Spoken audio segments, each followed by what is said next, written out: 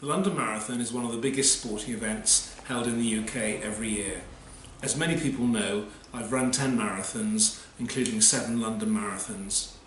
The first London Marathon was held in the early 1980s, 1980-1981. It was the idea of two former British athletes who became sports administrators who had the idea of copying the New York Marathon. John Disley was one of the guys, somebody I was fortunate enough to meet on one occasion. The very first London Marathon had only 6,000 runners. Today, over 100,000 people apply to join the London Marathon every year.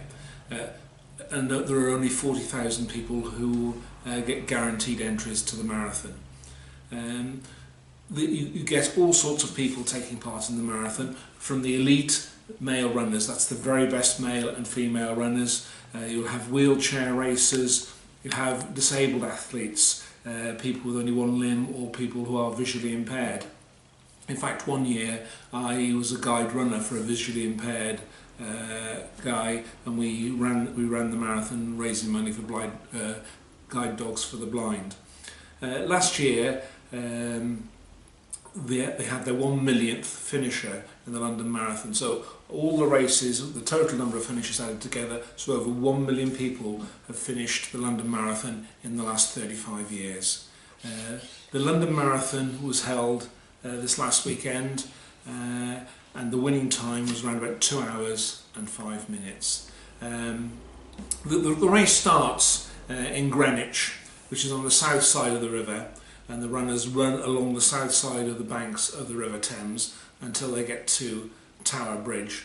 They cross over Tower Bridge by the Tower of London and then run back out of London again to Canary Wharf. Canary Wharf is now a modern area full of office blocks, and it's the financial centre of the city.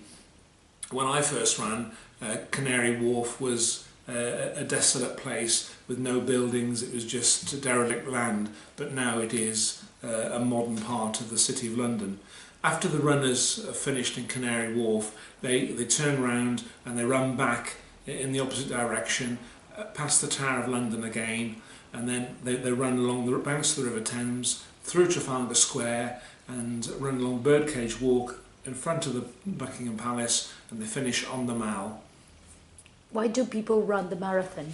The main reason that people run the marathon is to complete the challenge. But many people raise money for charities. In fact, I would suggest at least 90% of the runners who take part in the race will be raising money for one charity or another.